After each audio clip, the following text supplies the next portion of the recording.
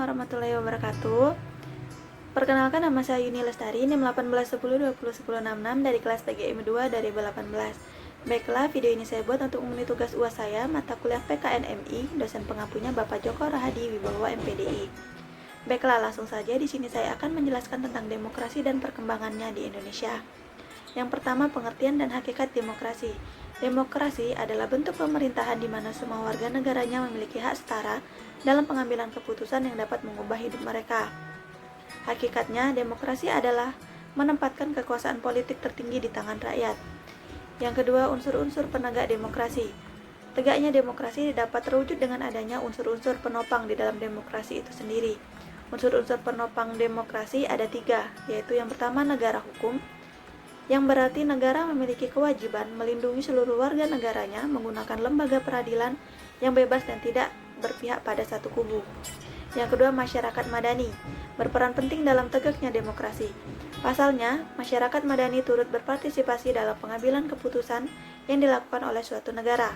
Yang ketiga, aliansi kekompakan strategis, yang terdiri dari kelompok partai politik dan lembaga organisasi masyarakat memiliki tujuan untuk mendapatkan kekuasaan politik dan pemberdayaan masyarakat. Yang ketiga, model-model demokrasi. Yang pertama yaitu ada model demokrasi klasik didasarkan pada polis atau negara kota yang diukut dari Yunani kuno dan terutama pada sistem kekuasaan yang berkembang di negara kota. Yang kedua, demokrasi totalitarian merujuk pada sebuah kediktatoran absolut yang bertopeng seperti sebuah demokrasi.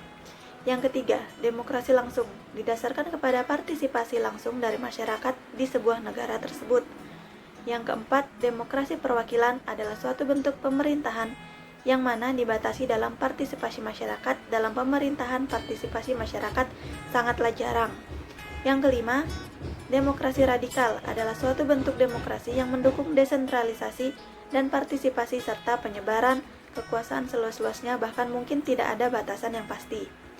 Yang keenam, demokrasi liberal adalah suatu bentuk demokrasi yang bersifat tak langsung dan perwakilan, di mana jabatan politik diperoleh melalui pemilihan-pemilihan yang dilaksanakan secara berskala yang diselenggarakan berdasarkan kesetaraan politik formal. Yang ketujuh, demokrasi pluralis adalah suatu bentuk demokrasi yang menunjuk pada kemampuan dari kelompok dan kepentingan-kepentingan terorganisir untuk mengartikulasikan tuntutan-tuntutan masyarakat dan menjamin pemerintahan yang responsif. Yang kedelapan, demokrasi deliberatif adalah suatu bentuk demokrasi yang menekankan kebutuhan akan wacana, debat, dan pembahasan yang mendalam untuk membantu mendefinisikan kepentingan publik. Yang kesembilan, demokrasi parlementer adalah suatu bentuk kekuasaan demokratis yang berjalan sesuai dengan majelis yang dipilih oleh rakyat, yang memediasi antara pemerintah dan rakyat. Yang terakhir, yang ke-10, demokrasi Leninis adalah suatu bentuk demokrasi di mana partai komunis diorganisasikan dengan dasar sentralisme demokratis, mengartikulasikan kepentingan-kepentingan proletariat. Yang keempat yaitu prinsip-prinsip demokrasi. Prinsip demokrasi dan prasyarat dari berdirinya negara demokrasi telah terakomodasi dalam Konstitusi Negara Kesatuan Republik Indonesia. Prinsip-prinsip demokrasi dapat ditinjau dari pendapat Al-Madudi yang kemudian dikenal dengan Soko Guru Demokrasi.